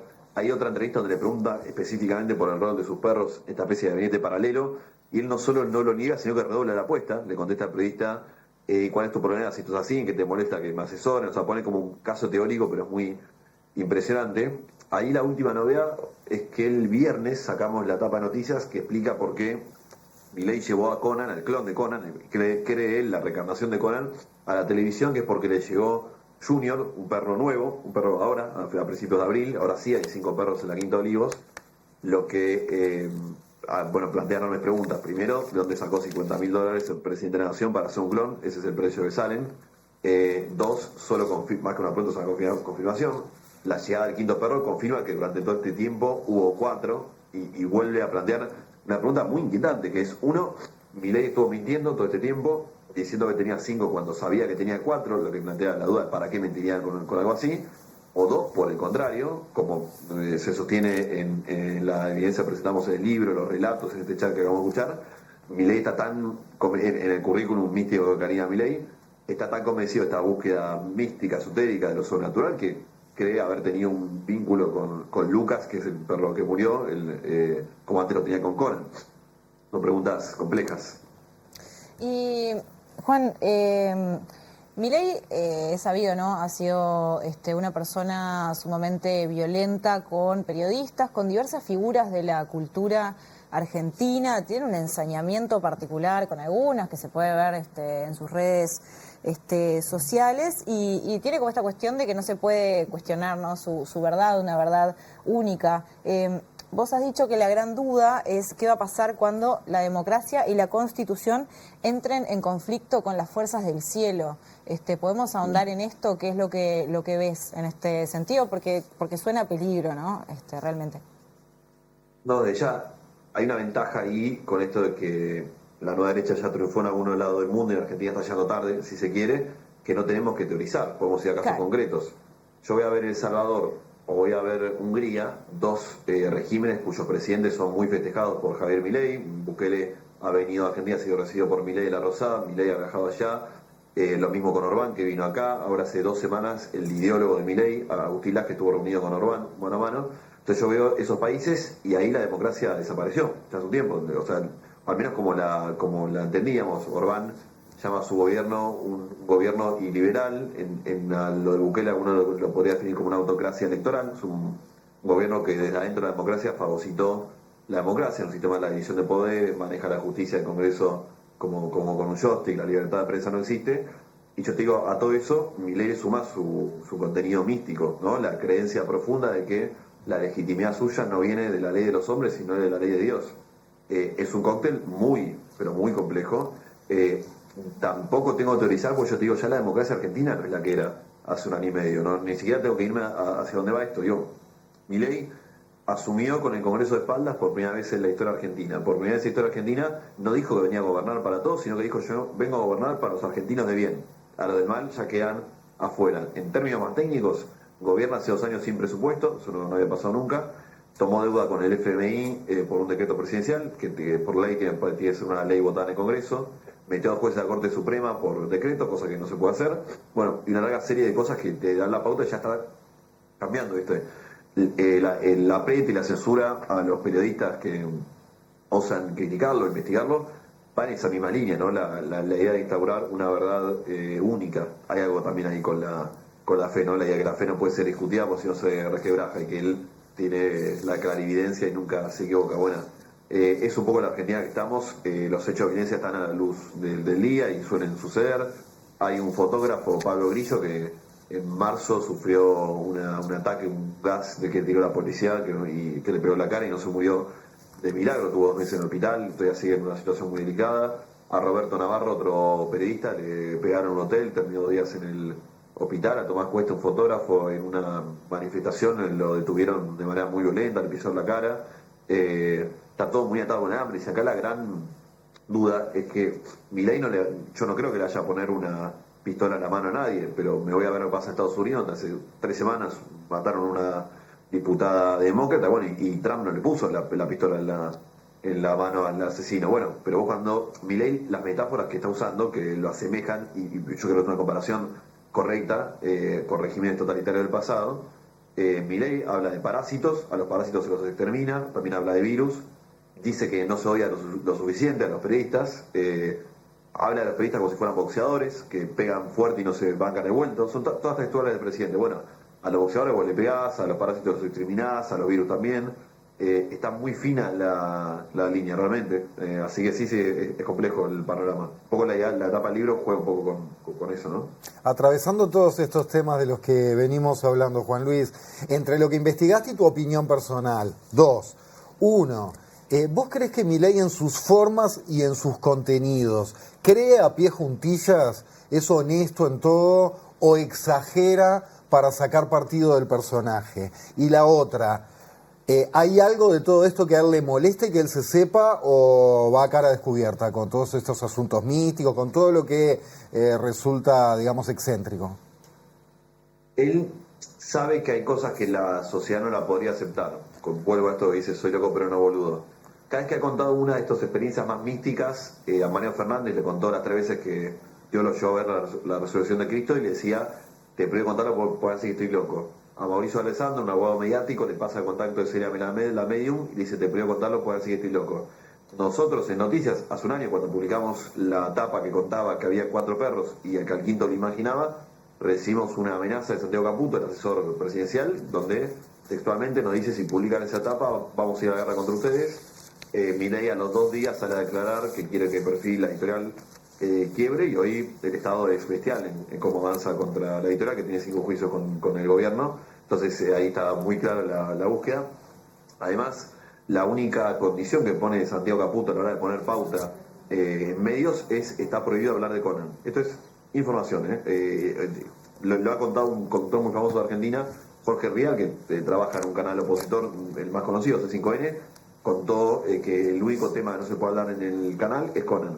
Entonces él y sobre todo la pata política de él, Caputo y compañía, saben que hay un tema de difícil explicación, de difícil resolución, de que algo puede tener una deriva política en algún futuro muy clara y contundente. Entonces intentan acallarlo. Este es el tema que más molesta a Javier Milei.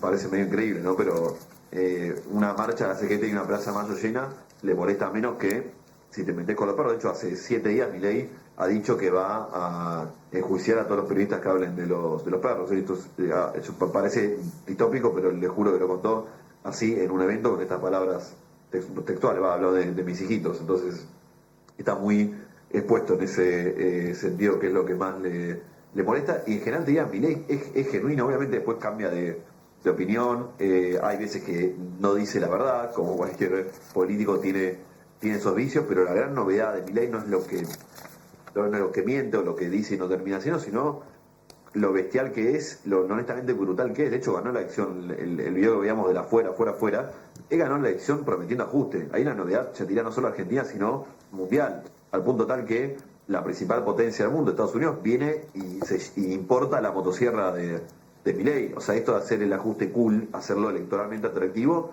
diría es una novedad, no solo a la nueva derecha, ni Trump ni Bolsonaro ganaron prometiendo ajuste, sino diría también del orden de la política mundial. Creo que la gran novedad que viene a aportar Milei, más allá de los perros, el pelo, el estilo, la violencia, eso está, la gran novedad es cómo hizo el ajuste cool. Ahí hay un filón nuevo para toda la política de Occidente, seguro.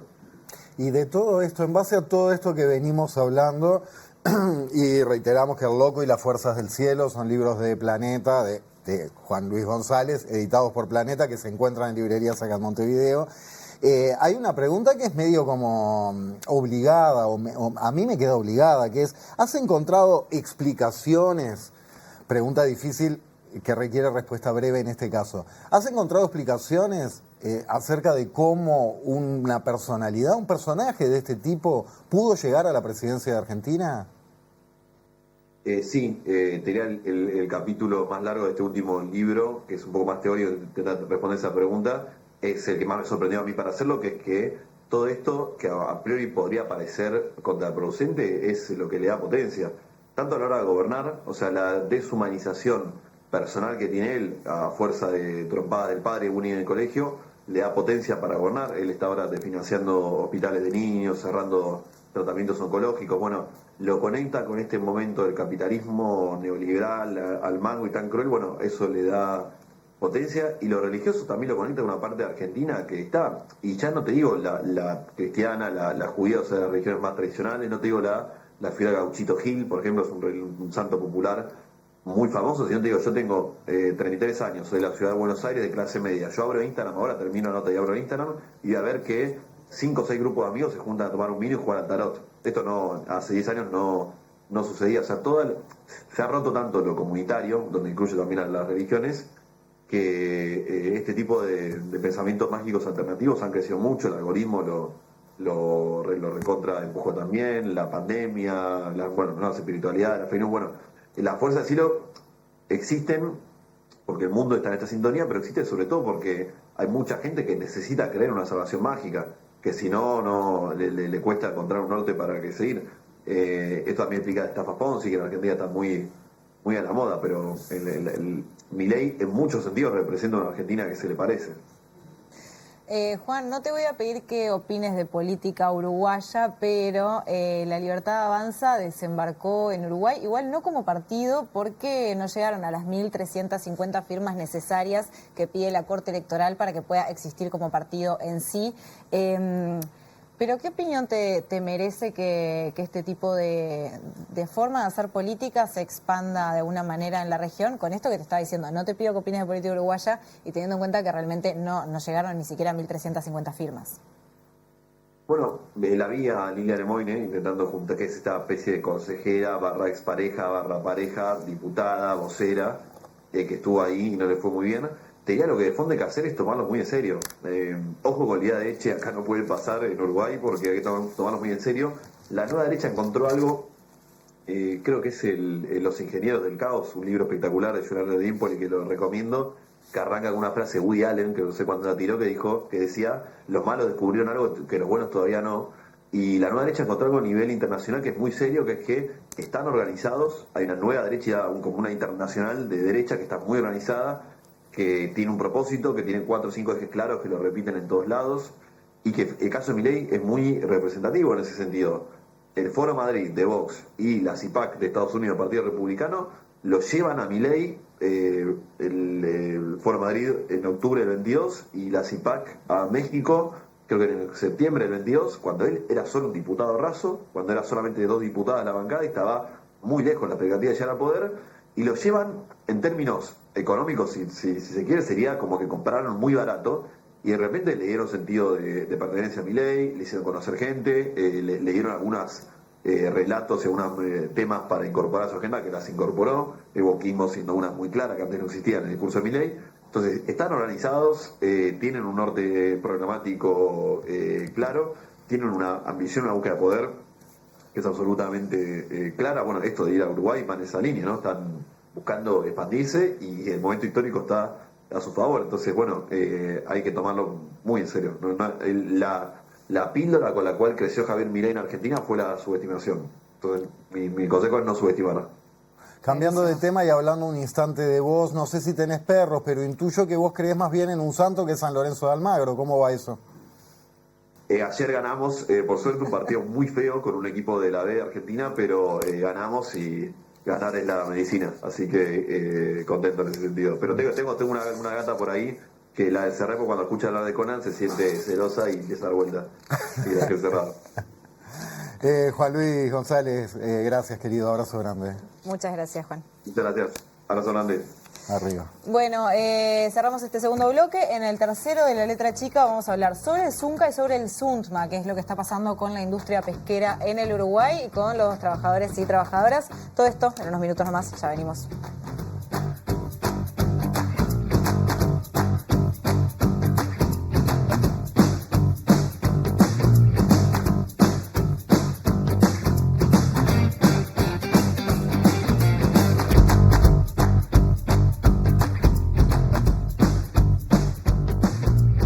Estela Rey, el año pasado, que es la administrativa del fondo, que no es ni del Zunca ni de las cámaras empresariales, sino que es la administrativa del fondo, se va de vacaciones, asume una nueva secretaria para cubrirle la licencia, entra a la computadora de Estela Rey y dice, che, qué transferencias raras que hay acá. Esta suplente lo que hace es elevar a la directiva del fondo y decir, che, ojo, porque esto está raro, hay transferencias personales de mucha plata a gente que me llama la atención. Se presentó una denuncia penal por el desvío de unos $840.000 a cuentas personales desde el Fondo Social de Vivienda, de obreros de la construcción, del Zunca.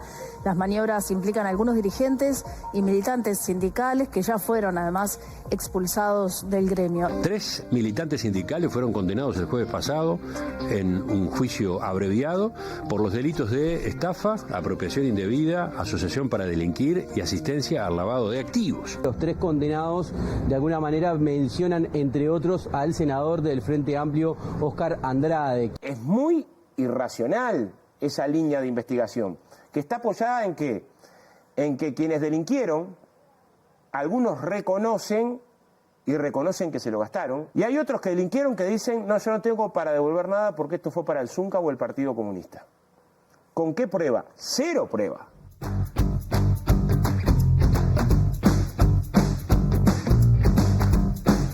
Por supuesto que nos convoca este tema de los desvíos de dinero de ese Fondo Social de la Construcción y otros asuntos que tienen que ver con la actualidad del Zunca, porque, por ejemplo, mañana hay un paro parcial por el fallecimiento de 2 trabajadores de la construcción, hay perspectivas en cuanto a los consejos de salario y ver qué va a suceder, y etcétera. Recibimos al secretario general, vía Zoom, al secretario general del Zunca, Javier Díaz.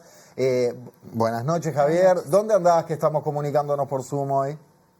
Buenas noches, disculpen no poder acompañarlos en el piso, pero bueno, yo vivo en la ciudad de Mercedes, entonces los fines de semana ando por acá y bueno, se nos hizo muy difícil poder arrimarnos por el estudio hoy. Ningún problema, charlamos así, es la idea. El Zunca pasó de ser denunciante de la maniobra en los fondos de la construcción a ser sospechada a partir de las declaraciones de los 3 que finalmente fueron condenados en juicio abreviado por la maniobra, de alguna otra persona frente a la justicia. ¿Esto es así? ¿Pasaron de denunciar a estar bajo sospecha? Sí, increíblemente pasamos de ser los promotores de la denuncia a públicamente ser sospechados, sobre todo porque en estos últimos días se ha levantado a través de varios medios de comunicación, a partir de las declaraciones de los condenados, digamos, toda una situación que en realidad desvía el foco de atención. En vez de poner el foco de atención en los denunciados, que aparte se cuenta con, digamos, con todas las evidencias materiales, bueno, a partir de una fuerte campaña a través de los grandes medios de comunicación, pasamos a ser de los denunciados a ser públicamente los sospechados. Una cosa que parece el mundo del revés. Javier, perdóname, un detalle al respecto. Igual creo que pesaron fuerte las declaraciones del fiscal de delitos económicos, Gilberto Rodríguez, que salió a decir en un primer momento que todo apuntaba hacia ahí, aunque después, pasados algunos días, dijo que no podía ni descartar ni confirmar. No, lo dijo al otro día, pero cuando lo dijo al otro día, eso no fue lo que se levantó en todos los medios de comunicación, sino se levantó lo que dijo el primer día. Pero es importante repasar lo siguiente. Nosotros, una vez que constatamos la situación en el mes de diciembre, fieles a nuestra forma de trabajar y a nuestra historia, decidimos hacer varias cosas. La primera fue no talentear, por lo tanto, realizar una investigación administrativa interna. Una vez constatada la situación, ¿qué resolvimos? Reforzar esa investigación interna y hacer una investigación externa, la cual a partir de ahí se constata que hay 193 transferencias no autorizadas. ¿Qué es lo que hace el Zunca? Varias cosas. La primera, promueve a la interna de la dirección del Fondo de Vivienda que coaportamos y coadministramos empresarios y trabajadores, y lo que resolvemos es promover la denuncia penal. Pero aparte de eso, el Zunca no solo promueve la denuncia penal, sino que aparte le aporta a la investigación testigos, le aporta a la investigación documentación, o sea, pruebas en concreto acerca de los involucrados. Y aparte de eso, en estéreo con la investigación, lo que realiza es todas aquellas personas que estaban vinculadas a la organización, las expulsa de la organización. Entonces, es increíble pero cierto. Realizamos todo esto y pasamos de ser los denunciantes a ser públicamente los sospechados. ¿A partir de qué? De las declaraciones de los que hoy no solo que están comprobados, sino que están condenados y en la cárcel. Los mismos que se organizaron para declarar y para mentir son los mismos, en definitiva, que a partir de sus declaraciones se levantan en algunos medios de comunicación. Javier, te pido, son tres cosas. Una, si podemos recordar qué es este fondo y quiénes lo integran. Segundo, ¿cómo fue que se detectaron estas maniobras? Y tercero, ¿cómo puede pasar de que $1.200.000 aproximadamente desaparezcan y no se haya podido detectar antes? Digo, en el entendido además que estamos hablando de un fondo que es para las viviendas de los trabajadores y las trabajadoras justamente. Es mucho dinero. Nosotros tenemos 4 fondos y un quinto en construcción a partir del convenio, de la firma del convenio colectivo último, para trabajar los temas de adicciones y salud mental. En el caso del Fondo de Vivienda es el más viejo porque es del año 67, a partir de los consejos de salario y en el marco de la Ley Nacional de Vivienda. Después estuvo mucho tiempo congelado, sobre todo en los años más oscuros de nuestro país, cuando el golpe cívico-militar. Luego de la democracia también estuvo congelado y a partir del 2008 lo pudimos reactivar, y básicamente atiende lo que tiene que ver con los temas de la vivienda de los trabajadores y las trabajadoras de la construcción. ¿Cómo se contata esto? A partir de una funcionaria administrativa, en tanto y cuanto la principal funcionaria, Estela Rey, toma una licencia médica y a partir de ahí se contata la situación. Obviamente se vieron vulnerados, digamos, los controles. Eso es así. Y es así también que nos robaron. Eso no hay duda de eso. Por tanto es así que es muy riguroso los controles, no solo en el Fondo de Vivienda, sino en todos los fondos. Y esto también está bien que lo pongamos en conocimiento, porque a priori cualquiera puede creer que en realidad, digamos, los fondos no tienen ningún tipo de control, y claro, eso no es así. Pero en esto, Javier, o sea, porque justamente tú decís que son rigurosos los controles, pero ¿cómo puede ser que se hayan robado $1.200.000? Te pregunto en el sentido de, ¿hay que rever quizás y mejorar los controles que se llevan adelante?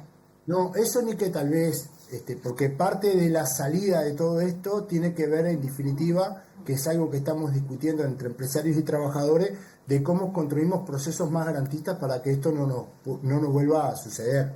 Ahora, ¿qué es lo que pasó acá?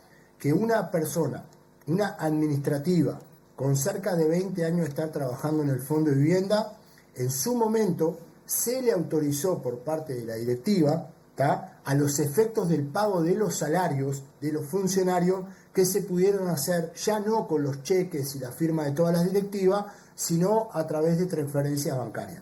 ¿Qué es lo que pasó? Que no se informó el banco de que solamente se le daba la autorización para solamente hacer el pago de los salarios. Entonces, ella, que era parte de la maniobra, ¿tá?, lo que hacía es se preparaba la transferencia y ella misma se la autorizaba. Pero no hizo solo eso. También bloqueó toda la posibilidad de los controles por parte de los contadores del Fondo de Vivienda. ¿Hasta qué? Hasta que tomó una licencia, la funcionaria que la reemplazó constató, y a partir de ahí investigación administrativa, y a partir de ahí contratación y denuncia penal. Es cierto, se vulneraron los controles, y es cierto que también nos robaron. Lo que digo es, quien nos vulneró los controles era justamente una de las personas que estaba a cargo de esa tarea.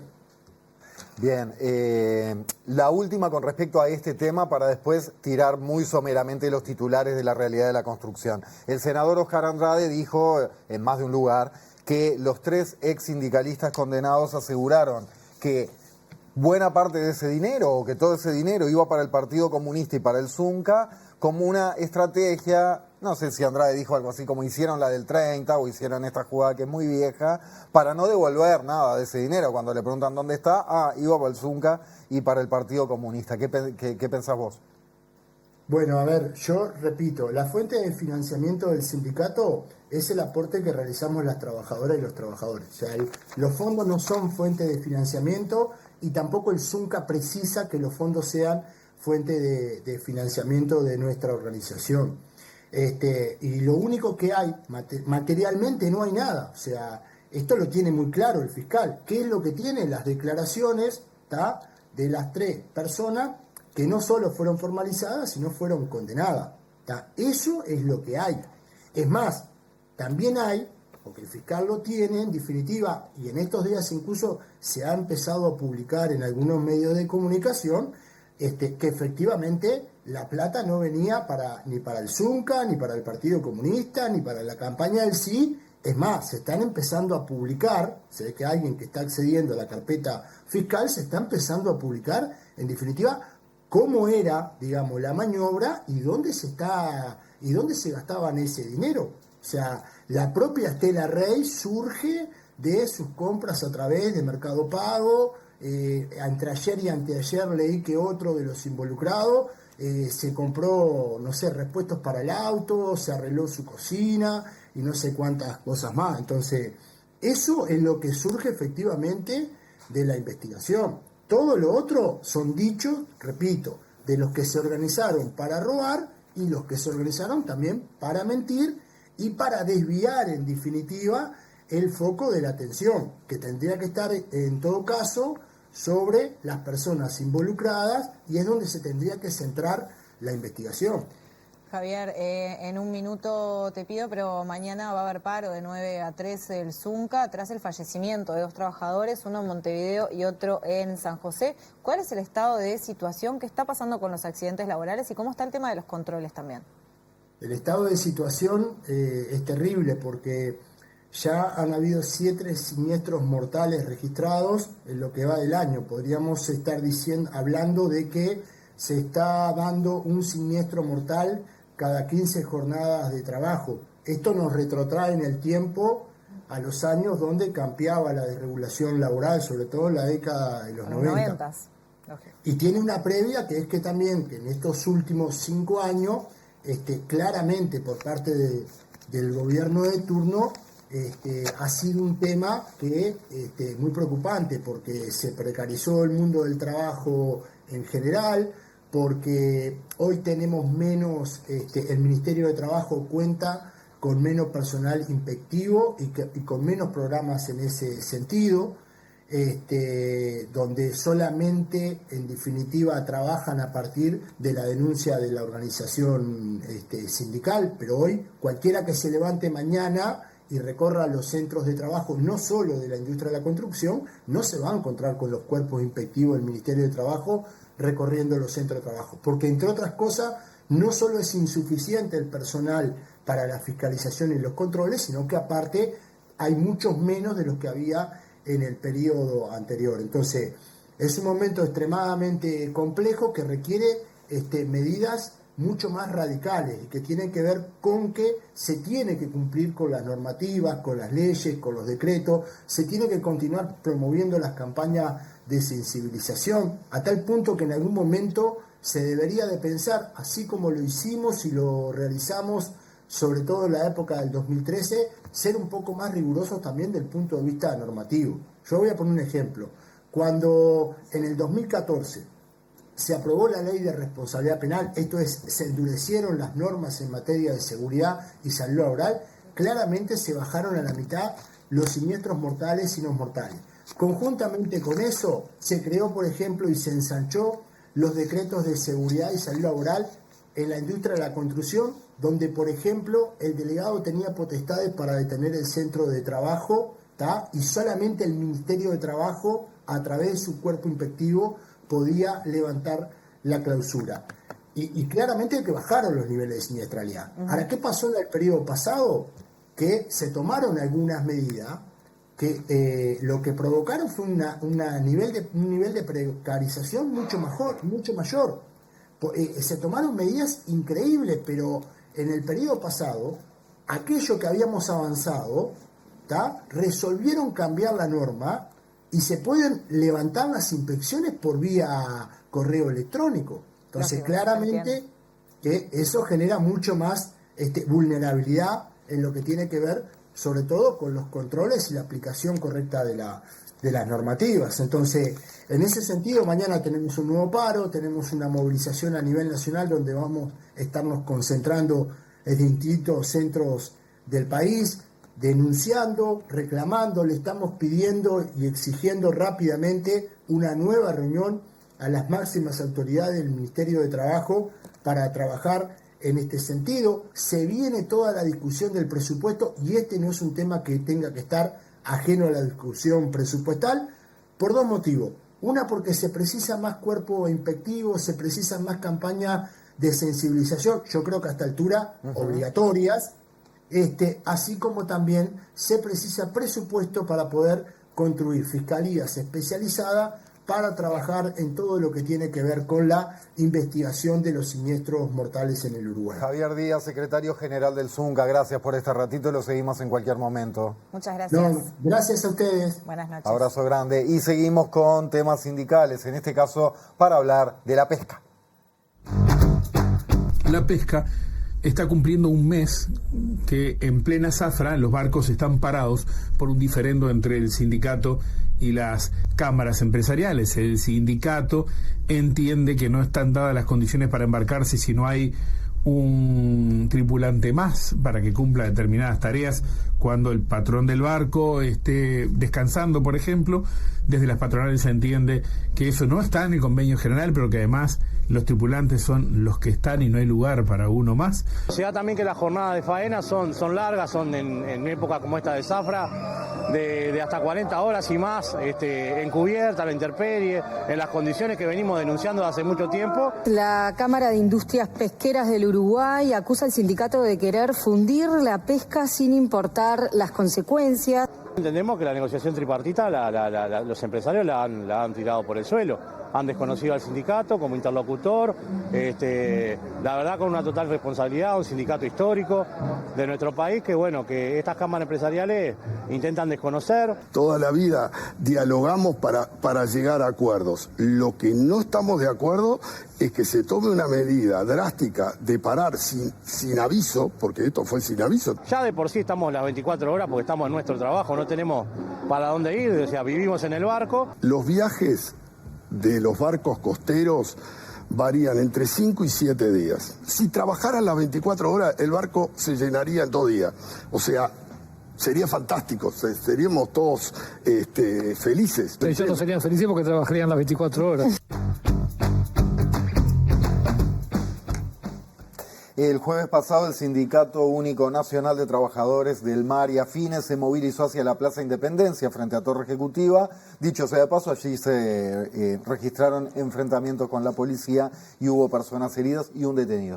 El conflicto en el sector pesquero se intensificó durante junio con señalamientos entre la Cámara de la Industria Pesquera del Uruguay, que acusa a los trabajadores de incumplir el convenio colectivo, y por otro lado el sindicato, que reclama por salarios adeudados y la contratación de más personal para garantizar el relevo de trabajadores que superan las 40 horas de trabajo ininterrumpido. El martes pasado fracasó una instancia de diálogo en el Ministerio de Trabajo y Seguridad Social debido a que los empresarios resolvieron no dialogar con la dirigencia del SUNMA. Recibimos entonces al presidente del Sindicato Único de Trabajadores del Mar y Afines del SUNMA, Alexis Pintos. Buenas noches, gracias por acompañarnos, Buenas Alexis. noches.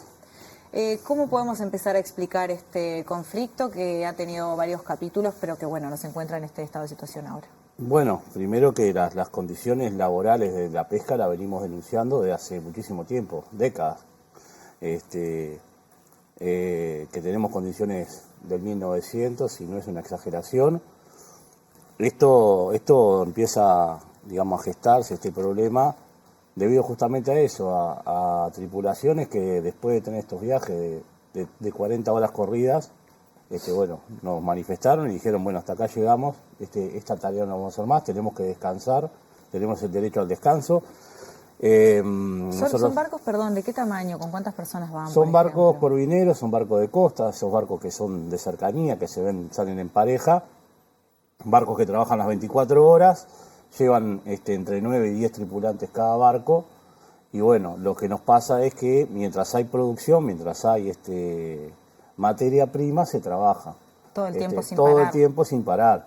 Lo que se está reclamando en sí es no hacer una tarea que conlleva, que después de hacer la faena, que para lo que nos pagan, en las condiciones que trabajamos, a la intemperie, un trabajo de fuerza, en un medio hostil como es el mar, bueno, poder descansar y no tener que cumplir una función que es reemplazar al patrón del barco, el capitán, digamos, para que se entienda, patrón de pesca, que es otro trabajador, es otro compañero que también está a la misma cantidad de horas que nosotros despiertos, que a veces nos plantean, es un ser humano, y nosotros también somos seres humanos y tenemos derecho a descansar. Entonces, para asegurar el descanso tanto del patrón como de los marineros de cubierta, se necesita una persona más que cubra ese descanso, pero a su vez también que garantice la seguridad del buque. Porque pedirle a una persona que está después de todas esas horas trabajando, que se haga cargo del buque, probablemente se duerme, y ahí pasa eso. Y hay un gran riesgo de accidentes. Y bueno, y hay otra cosa también. Perdóname, pero para entender esto, así como en los viajes de ómnibus de larguísimas horas, hay 2 choferes que se turnen. Bueno. En los barcos no. hay... Cuando está cansado el capitán, el que se encarga del barco, lo releva un trabajador común, llamémosle. Sí, digamos. ¿Que está capacitado para eso? ¿Y que tú descansó antes para relevarlo? Bueno, el patrón del barco es el responsable de todo el buque, ¿no? Tiene una responsabilidad total de la gente, del buque, de la carga. Obviamente está capacitado para eso, es un profesional que está capacitado para eso, pero en este caso, en estos buques va uno solo. Quienes los reemplazan son los marineros de cubierta, en unas guardias que se hacen entre 2 horas y 3 horas cada uno, donde, bueno, nosotros, según las habilitaciones que tenemos de OMI, no podríamos cubrir esa plaza. Sin embargo, como dicen, que nosotros no negamos que esa tarea se hacía, pero se hacía en la práctica. Nosotros, dentro de los cursos que tenemos para llegar a tener una libreta de embarque de marinero, nuestros cursos son los más básicos.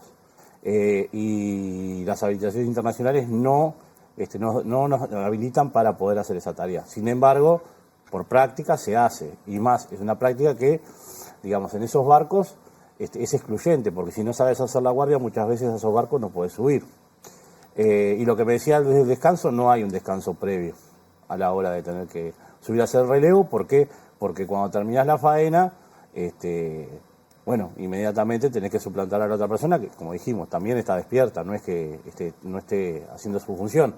Entonces, bueno, ahí es donde se da ese problema, que nosotros entendemos que es un reclamo histórico que tiene el gremio, no es de ahora, no surgió ahora, sino viene de hace décadas, pero bueno, que la Asamblea General nuestra dijo, bueno, acá hay que poner un punto y empezar un camino de regulación de la pesca, ¿no? Cuando escuchamos a Javier hablar de responsabilidad social empresarial, de regulaciones, bueno, la pesca ha quedado en el olvido en eso. Las condiciones son muy malas y bueno, lo que estamos tratando es empezar un camino que nos lleve a regular un poco más el sector, por lo menos en lo que es la seguridad y el derecho también que nos asiste como trabajadores, ¿no? Porque ¿quién tiene en este país jornada ilimitada? ¿Quién puede entender que una persona esté trabajando 20, 30, 40 horas de corrido bajo un sistema que prácticamente tiene que ser de obediencia de vida, ¿no? Porque también estamos bajo la órbita militar, porque los empresarios lo primero que sacaron fue un decreto, no sé, una línea de la Marina Mercante del año 81, de la época de la dictadura.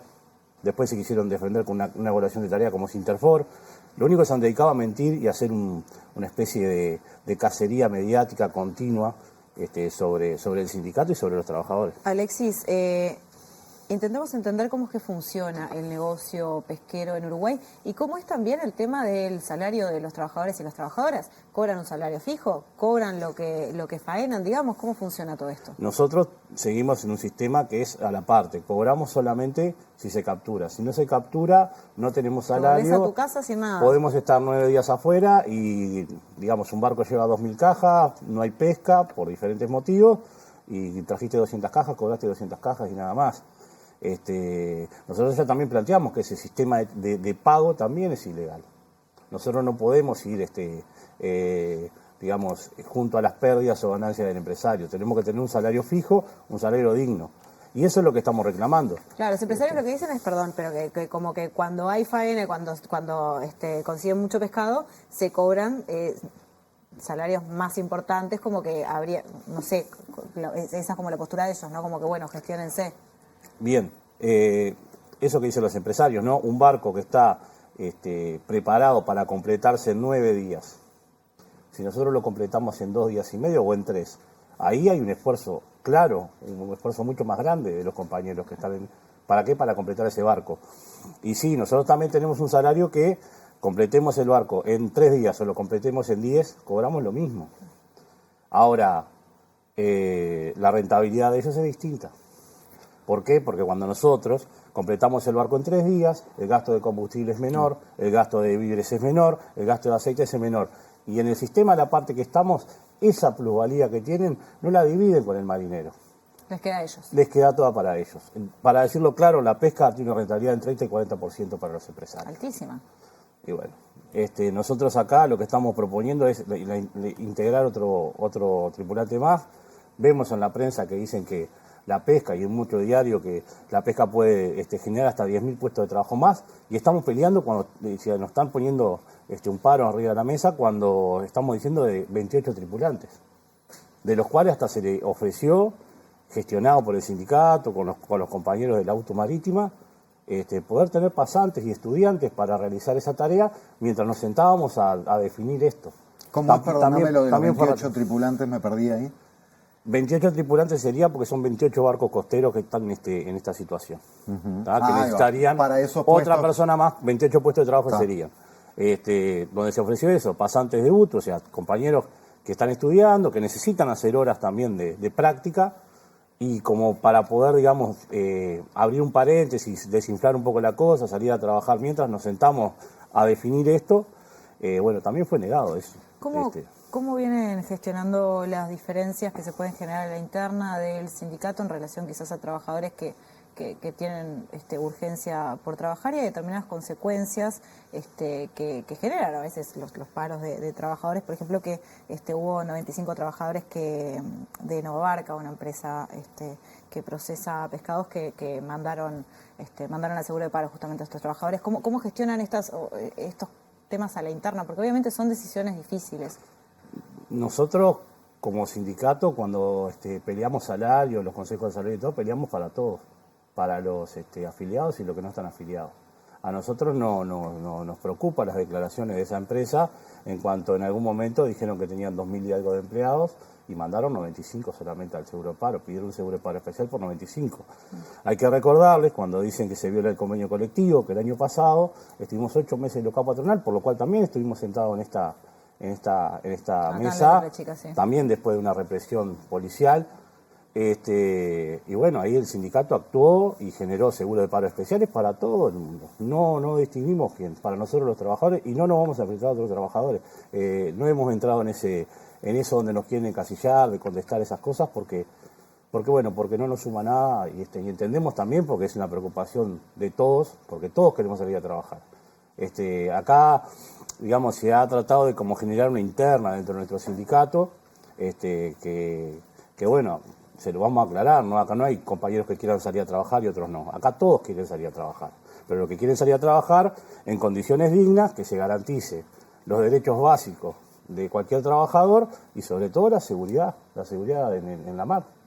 En 30 segundos, entonces, para cerrar, entiendo que esperan más del Estado que de los empresarios. O sea, apuestan a consejos de salarios y de que ahí se trabaje el tema de sus condiciones laborales, de que el Estado laude en cierto sentido. Te sumo escenarios posibles ahora, entonces. Bueno, vamos por partes. Acá los empresarios están diciendo que se está violando un convenio vigente. Bien, nosotros no tenemos convenio con las cámaras empresariales. ¿Por qué? Porque después de 8 meses de local patronal, la única salida que hubo fue hacer un convenio empresa con cada empresa. Primero eso. El convenio colectivo en ningún lugar dice que nosotros tenemos que hacer la guardia de timón del patrón, reemplazar a nadie. Eso también. Lo que nosotros tenemos claro que, digamos, el periodo de reunirse y de no reunirse, como que ya está medio agotado. Nosotros hemos puesto varias propuestas arriba de la mesa, todas han sido rechazadas rotundamente. Lo que tenemos que hacer es que el Estado intervenga. Porque acá hay una cosa clara. Nosotros ya le dijimos al Estado que lo que queremos, queremos que se garanticen nuestros derechos, que el Estado no nos trate como ciudadanos de segunda clase. No puede ser que nos digan, cuando le hablamos de que tenemos jornada ilimitada, que estamos 40 horas trabajando, nos digan que no, que malo, y que tenemos razón, pero después no se actúe en eso. O que tenemos derecho a descansar, o a un salario digno, mínimo. Todas esas cosas que para todos los que están acá, que son todos trabajadores, camarógrafos, bueno, todos los compañeros que están acá, es lo normal. Venir, trabajar, tener tu salario asegurado. Nosotros no tenemos ni eso. Y por sobre todas las cosas, la inestabilidad que tiene el sector. No hay trabajo genuino en la pesca. No llega al 15% de personas que son efectivas en las empresas. ¿Y eso por qué? Porque hay un oligopolio en la pesca de 3 empresarios que son autonombrados presidentes de las cámaras, son los dueños de los barcos, de los permisos de pesca, son dueños de las plantas procesadoras y hasta del hielo. Entonces es muy difícil ese bloque romperlo. Y bueno, nosotros estamos esperando que haya una intervención del Estado para poder salir pronto de esto, porque, como verán, estamos acampados frente a Plaza Independencia, donde estamos recibiendo la solidaridad no solamente de un montón de sindicatos, sino de la gente, y poder explicar mano a mano y desmentir toda esta operación mediática que se ha hecho, que nos parece sorprendente, ¿no? Que no haya plata para pagarle los aguinaldos a la gente, pero sí para contratar compañías de publicidad para hacer todo esto. Que salga un titular atacando al SUDMA, cada 3 horas lo contratamos. Y muchas veces diciendo cualquier disparate, ¿no? Otra cosa que queremos decir, antes de irnos, nosotros el día martes convocamos una reunión, para que quede bien claro, a las cámaras empresariales para discutir en la inspección de trabajo sobre salud y seguridad laboral. Las cámaras pesqueras se levantaron y dijeron que con nosotros no se querían sentar. Sin embargo, 2 días después nos citan a DINATRA para hablar de otros problemas menores. Las cámaras no quieren hablar de derechos, de salud laboral y de seguridad en los barcos. Eso está claro. Félix, gracias y hasta la próxima. Alexis, muchas gracias. Bueno, llegamos al final de esta letra, Alexis, chicas. le encajé Félix. Sí. Jorge, perdón, Alexis. Encajé un Félix ahí al cierre, como para no irnos prolijamente. Qué programa. Bueno, muchas gracias a ustedes por acompañarnos como siempre. Nos volvemos a encontrar el próximo domingo. ¿Querés tirar rápido que se viene? Sí, Ideas Cruzadas. Hoy Marisa Rodríguez y Eleonora Blixen, ahora con el profe, ambas hijas de expresos políticos e integrantes de Memoria en Libertad. Y a las 11 en Sesiones Pegaso 235. Gracias por estar. Chao.